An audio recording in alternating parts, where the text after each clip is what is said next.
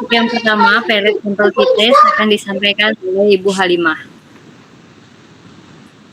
Terima kasih Bu Dena. Baiklah, saya akan menyampaikan tutorial uji Pairet sampel tites. Yang pertama, konsep dasar uji Pairet sampel tites. Ada 3. Yang pertama, Pairet sampel tites digunakan untuk mengetahui apakah terdapat perbedaan rata-rata 2 sampel yang berpasangan. Yang kedua, 2 sampel yang dimaksud adalah sampel yang sama namun mempunyai 2 data. Yang ketiga, uji Pairet sampel tites merupakan bagian dari statistik parametrik. Oleh karena itu, sebagaimana aturan dalam statistik parametrik, data penelitian haruslah berdistribusi normal. Baiklah, kita langsung saja ke aplikasi SPSS-nya. Di name ini untuk kolom pertama kita beri nama pre. Kolom keduanya kita kasih nama post. Untuk labelnya di sini pre untuk pre-test dan kolom keduanya post test.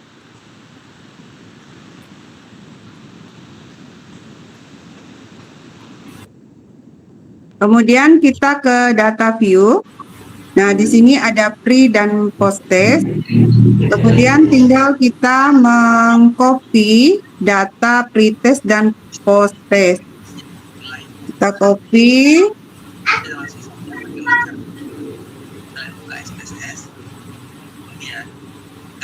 Data pre-test dan post testnya copy, kemudian kalian paste.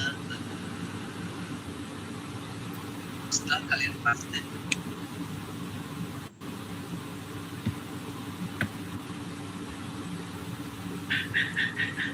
Nah, di sini data pre-test dan post testnya telah tercopy.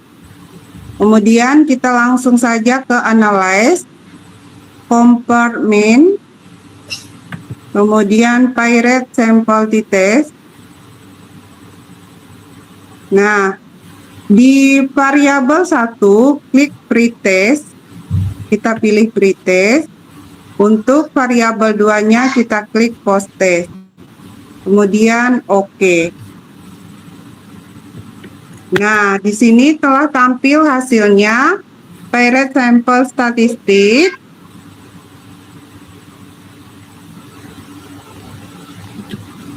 Pairet sampel statistik, kemudian Pairet sampel correlation, dan Pairet sampel tites. Nah, di sini sudah ada hasilnya. Nah, hasil dari sini sudah akan saya pindahkan ke PPT ini, Pairet sampel tites.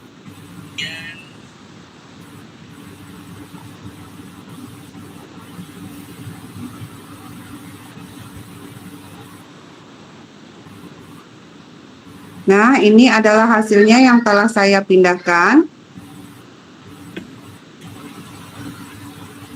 Nah, di sini mean pretest, mean atau rata-ratanya 57,49, sedangkan post testnya 72,60. Pada output ini diperlihatkan hasil ringkasan statistik deskriptif dari kedua sampel data pretest dan post test, di mana untuk nilai mean atau rata-rata pretestnya adalah pretestnya 57,49 dan nilai mean post testnya adalah 72,60. Interpretasi outputnya untuk Pairet sampel correlation-nya, berdasarkan hasil uji Pairet sampel correlation diperoleh nilai signifikansi sebesar ini, nilai ininya signifikansinya sebesar 0,00, nilai tersebut lebih kecil dari 0,05, sehingga dapat disimpulkan bahwa terdapat hubungan korelasi yang signifikan antara nilai pretest dan post test.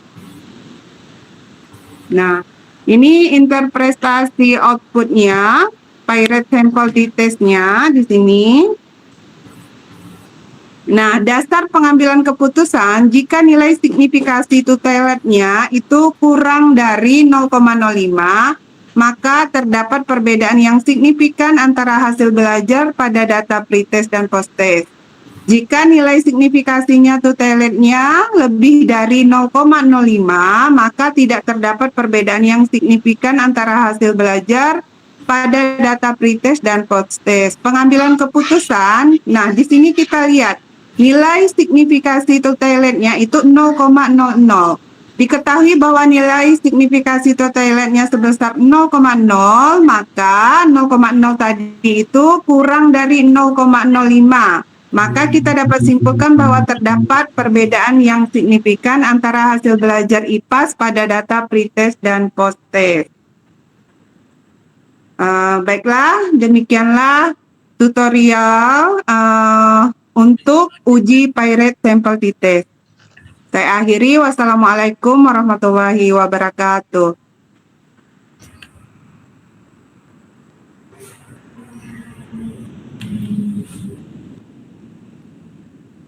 Udah, Bu. Terima kasih Bu Halimah atas penjelasannya. Selanjutnya kita masuk ke uji Wilcoxon. Saya sendiri yang akan menyampaikannya.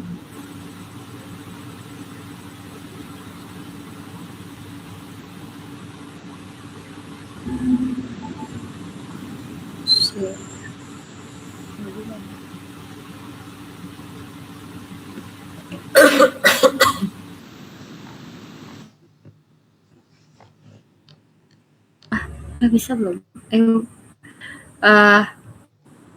Baiklah. Suaranya Kak Dena. Kedengaran enggak? Udah. Baik, ini data view-nya. Kita langsung masuk ke SPSS. Ini data view yang udah saya ambil dari data pretest posttest di Excel. Selanjutnya, setelah di copy paste datanya, masuk ke variable view. Di sini kita ubah di name, kita ubah menjadi pre.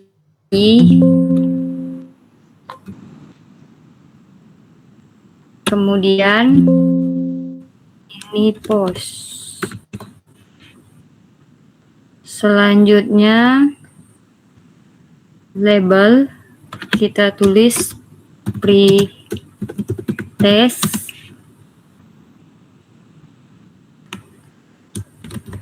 post-test dan desimalnya kita ubah menjadi 0.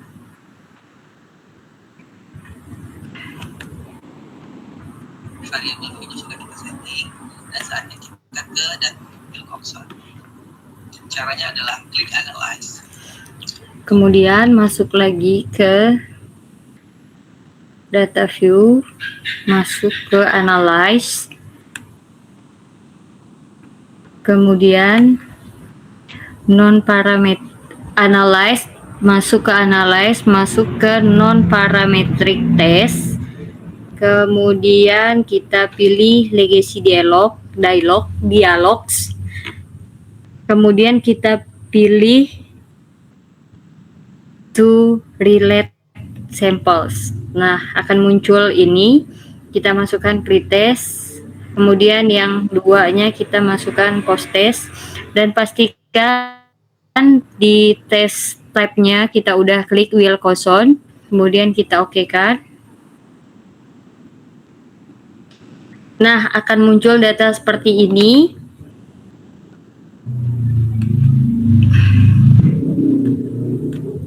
Nah, untuk setelah kita masukkan data ini, akan masuk hasil di SIG2.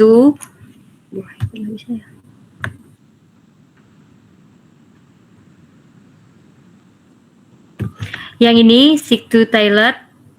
Ini jika nilai SIG-nya 0,05 maka terdapat perbedaan yang signifikan.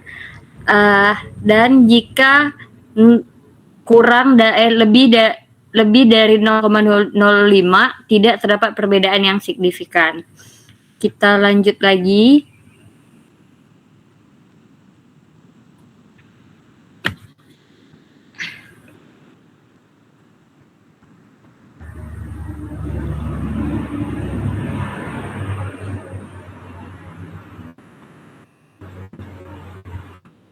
karena datanya 000, berarti dia kurang dari 0,05, berarti datanya itu diterima. Sekian sharing dari saya, terima kasih.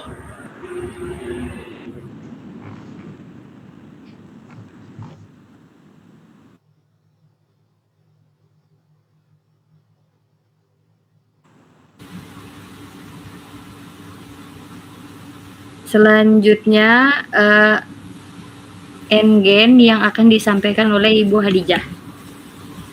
Baik, terima kasih atas kesempatannya Bu Dena.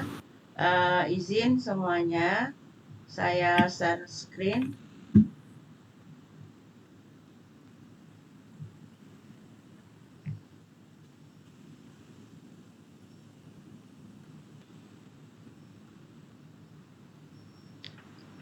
Baik, untuk selanjutnya tentang uji N-gen, ya.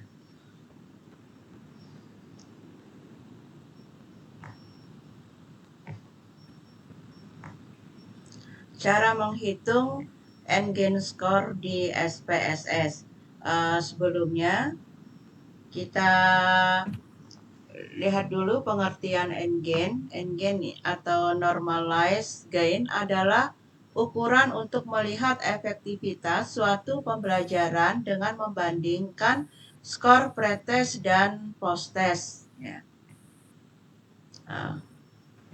Konsep dasar dari N-gen score bertujuan mengetahui efektivitas penggunaan suatu metode atau treatment.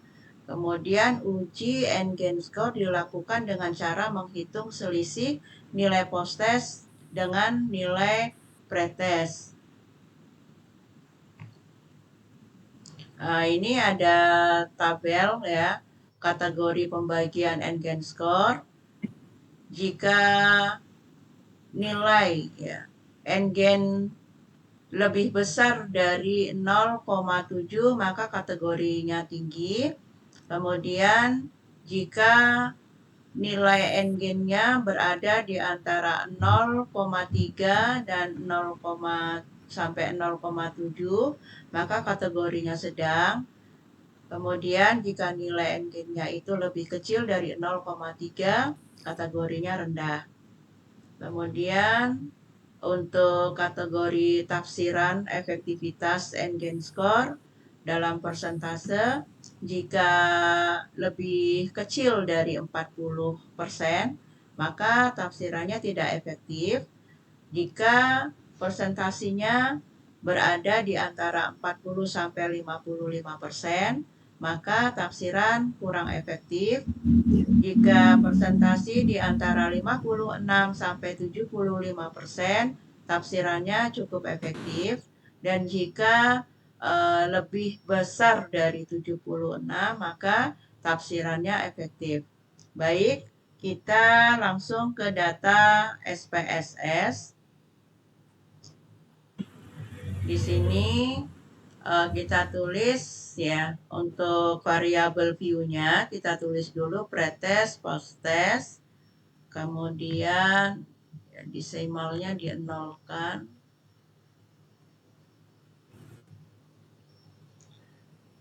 Baik, untuk data view kita akan kopikan dari data yang sudah ada. Kita buka dulu datanya. Kita buka di Excel.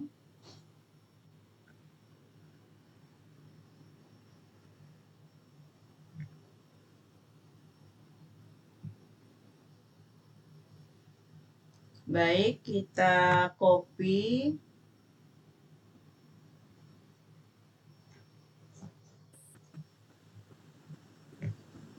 Ctrl C. Kemudian kita kembali ke SPSS. Kita paste. Nah, di sini sudah muncul datanya. Kemudian ya, Untuk tahap selanjutnya, ya, langkah-langkah menggunakan NGen-nya. Pertama, kita menghitung selisih nilai post-test dan pre-test dulu, ya. Caranya, kita ke transform, kemudian compute variable. Nah, untuk target variable, kita tulis post-test. Kita ketik dulu post-test.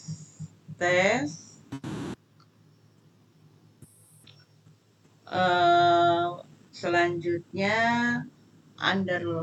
underscore ya, underline, kurang, underline, pretest.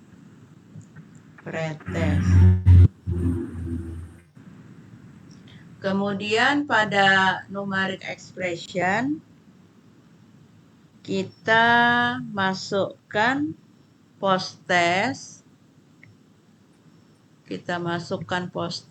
Kemudian kita klik kurang, kemudian klik pretest, masukkan, kemudian kita oke. Baik, kita ke data SPSS kembali.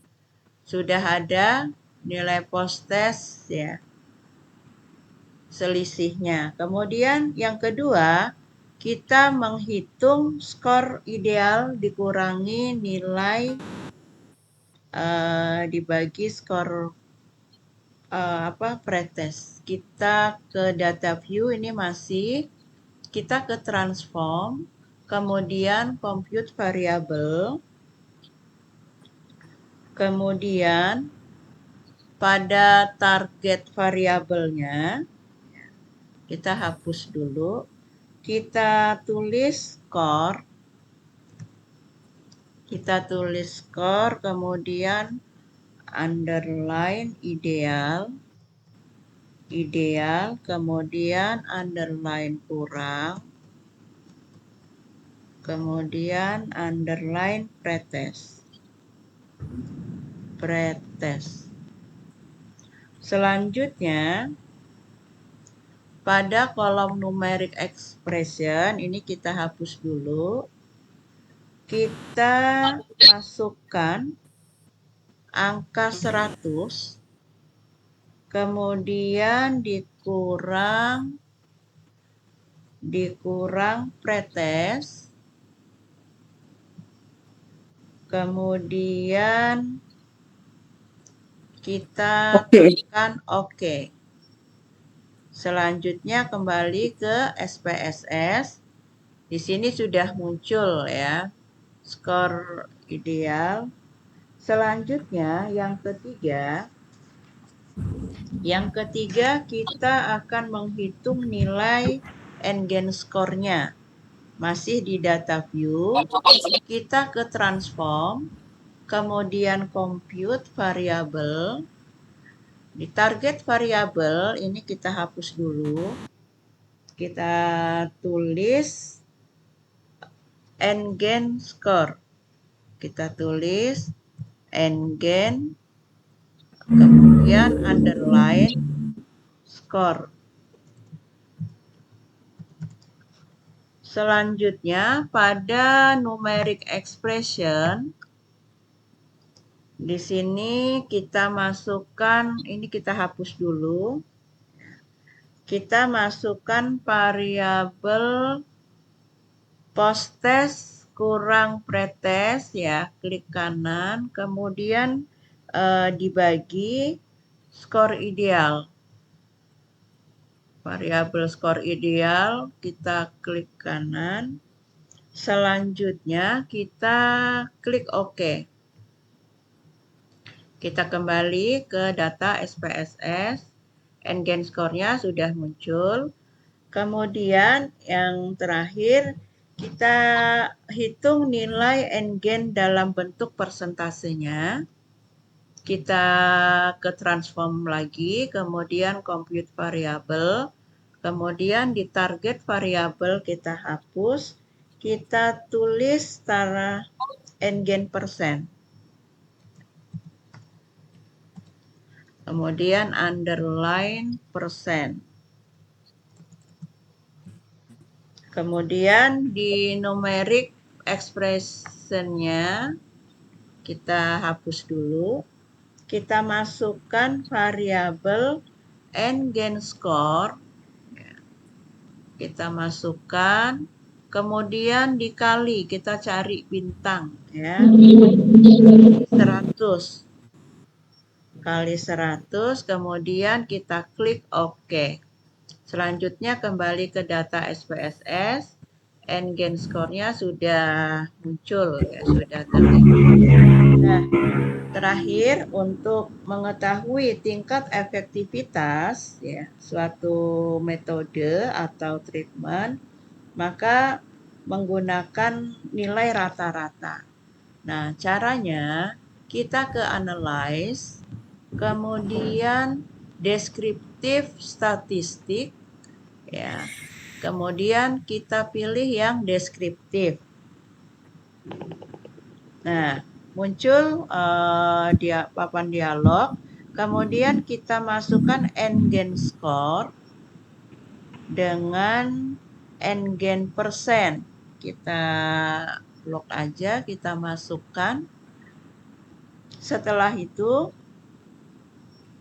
kita muncul ya output variabel, lalu kita klik OK.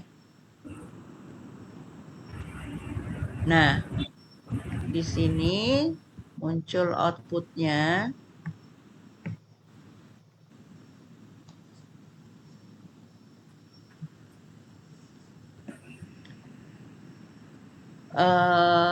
Hasilnya n-gain score ya. Di sini untuk membacanya kita perhatikan min. Sebentar, kita ini dulu.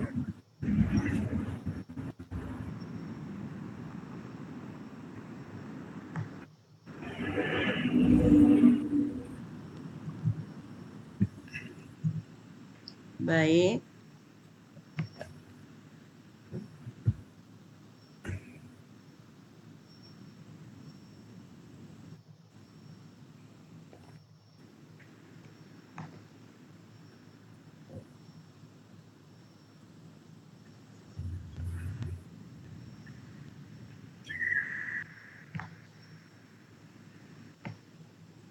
Ini hasilnya. Kita pindahkan dulu ke slide kita.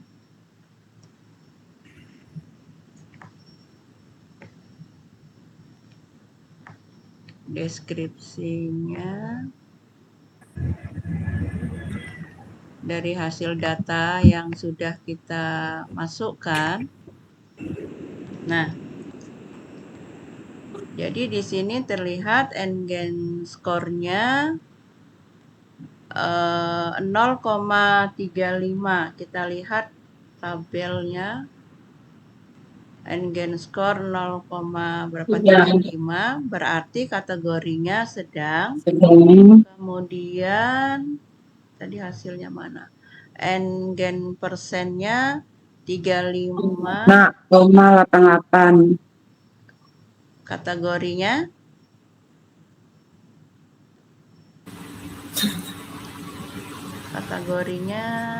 mana ya? 35,88. Berarti kategorinya kurang efektif ya? Iya, atau tidak efektif? Kurang efektif. Lebih kecil ya? Lebih kecil dari 40%. Iya. Tidak efektif. Ya, berarti kita bisa interpretasinya bahwa data yang ada ya ternyata tidak efektif ya. Itu yang bisa saya sampaikan. untuk uji NGen. Sekian, terima kasih. Saya kembalikan ke Bu Dena.